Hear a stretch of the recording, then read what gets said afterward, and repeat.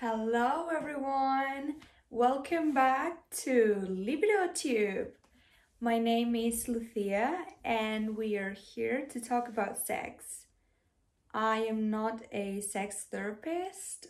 I do not intend to be one. I am a sex enthusiast and I love to talk about it. I love to research about it. So today we are going to talk the truth about visual pleasure.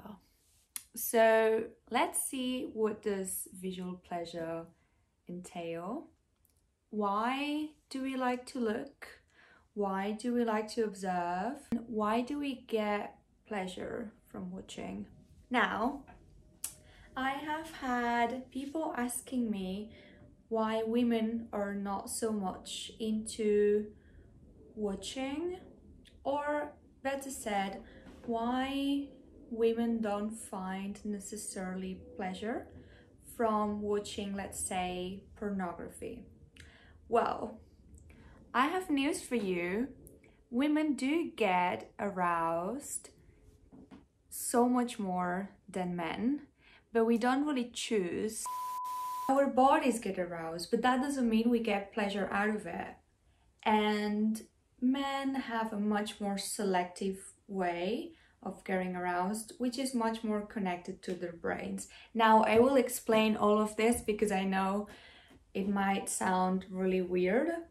I will not talk about pornography so much today, but I will talk about why is it important to see and to look, and obviously to make eye contact during sex, because it is important. Let me tell you a story. So for those who haven't been in my channel before, I used to not be able to see at all, and I was very short-sighted, and so I had to wear contacts. And I recently got surgery, so now I can see perfectly well. But before my surgery, I would usually wear glasses or contacts, but I would take them off before going into the bedroom. So that means my memories of having sex, most of my memories of having sex, are blurred.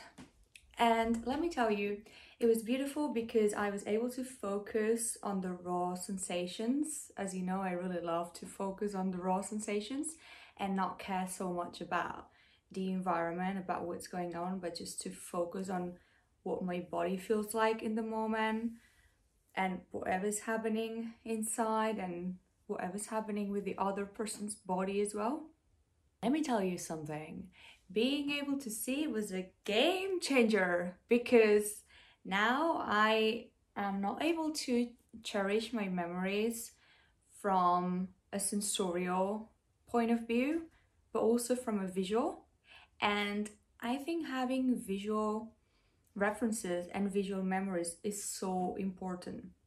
First of all, you get to scan the other person, scan in a good way, the other person's body, and you get to, like, see whatever is in the room that is exciting you.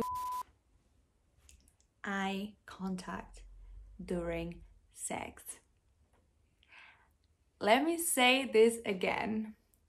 Eye contact during sex. I mean, that is the best thing you can do to connect through the body and to have this beautiful memory of this person looking at you in the eye whilst, they're doing what they're doing. Some people I know, they prefer to close their eyes and go into this, flow of emotions and feelings, but sometimes looking is also really good. There's a lot of research done on the female arousal and what sort of stimuli can, get the female body going. And this is from Catherine Angel's book. I love her book. It's called Tomorrow Sex Will Be Good Again. Tomorrow Sex Will Be Good Again. And I'm gonna post the link underneath in the comments, and then guys, you can read it. You can tell me if you like it. I can make another video explaining more about this book, but the thing is, there's this research they did in a lab, and they wanted to measure how the female body was getting aroused by having just visual pornography. And they also had scenes where they had bonobos having sex, you know, like two men having sex, two women having sex, horses having sex. And apparently the female body gets aroused really easily with any sort of visual stimuli. Now, this research doesn't take into accountability, this research does not take into account that one thing is to get aroused physically because your body has a response. And another thing is to have pleasure from it. Now, the issue with most women is that they do have a bodily response, but that does not necessarily connect to what they feel or what they think is right. Now, in this research, they also had women that had been victims of sexual assault, and during the moment of being assaulted, their bodies started lubricating because that's how your body works.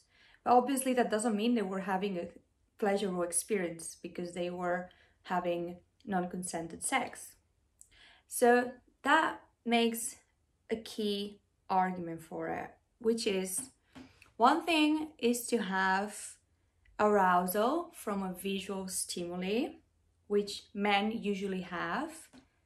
But another thing is that this is connected to a pleasurable experience, which for most women, the fact that we don't enjoy pornography is because it's mainly made for men, for men's enjoyment.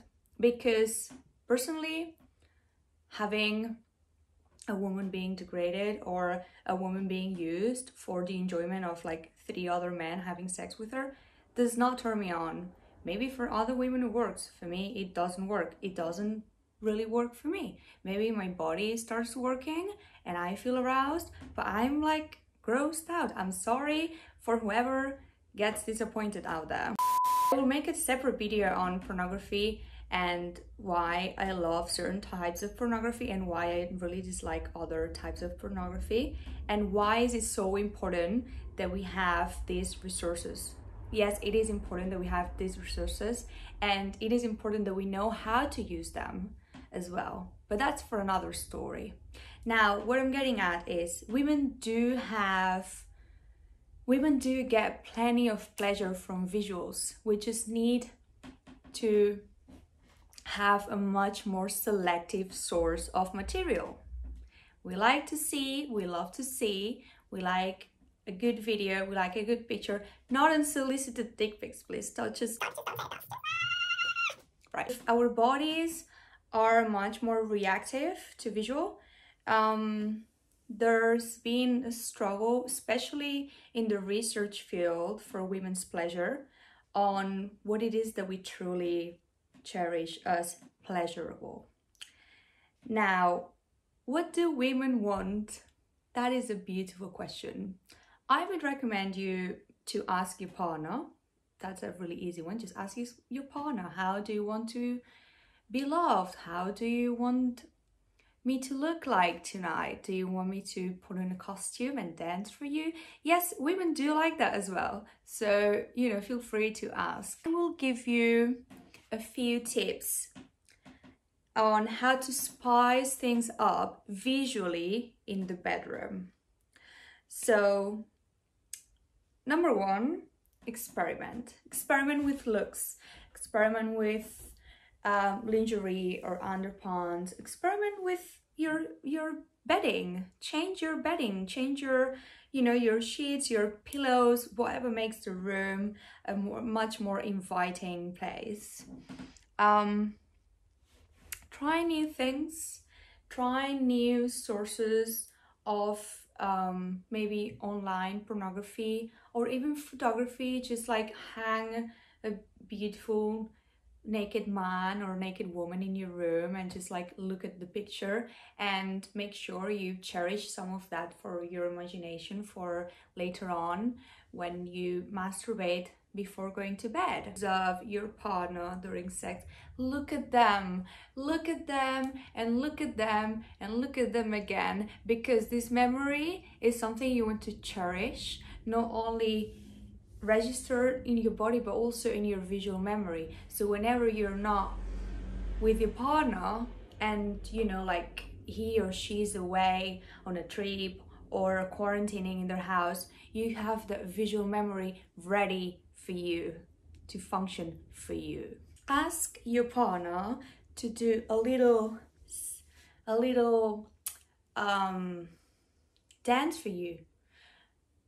Why not? I mean, you can have a play dress up night, just put on costume, put in some music, and you can do a little performance as well, if that's something that, you know, that you enjoy. If you're shy, if you're reserved, you don't need to do that. Just whatever makes you feel comfortable. And for those who are single out there, I include myself in the pack, so single people out there, there's no partner to look at. If you are in your bedroom and you want much more visual than just like looking at the ceiling when you are pleasuring yourself, let's say, maybe try looking at yourself in the mirror. Why don't you just put a mirror in front of it and have sex with yourself? I know this sounds very narcissistic. It's like, why do I have to look at myself, you know, pleasuring myself? This is weird. Yes, it is weird. But to be fair, it's really fun. And also, it's a really good way to cherish your body and to experiment your body in a different way. Make yourself comfortable with your body image, you know, like put a mirror on the side, put a mirror in the ceiling, make sure it's well locked because you don't want that in your face, obviously. Or, you know, you can stand and you can just look at yourself, like before you jump in the shower, you can just look at your body, look at your curves, you know, just like make yourself a nice, beautiful space for you to stop and look. Because it is about time that men and women especially start unlearning about how to find pleasure in the visual. We have been so bombarded by mainly male-gazed films, male-gazed photography, pornography, literature, that we have kind of lost touch with what we really want and what we really find pleasurable.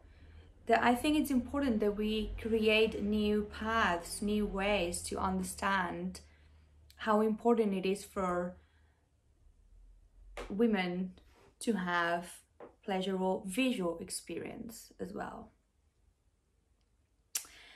And having said all of that, the real truth about visual pleasure is that it is different for everyone. What have I said after talking for 15 minutes? Yeah, it is different for everybody, and everyone will have a different taste. Make visual pleasure a healthy practice. Make visual pleasure a practice that you want to continue doing. Like, you know, when you do your skincare in the morning, make your visual pleasure practice something that you look forward to when you're about to meet your partner, or, you know, like when you're getting ready to get on a date and you want to masturbate beforehand so you don't feel that, you know, excited about it. Make it something fun. Make it something fun, because, you know, visual pleasure is important. And I'm not going to keep you for any longer, but please, eye contact. during sex is a game changer. This is Luthia, and thank you so much for coming back to Libido Tube. I will come back very soon with more videos, and please leave any comments if you want me to make a video about anything in particular. And I have to love you and leave you. Thank you so much. Ciao, ciao.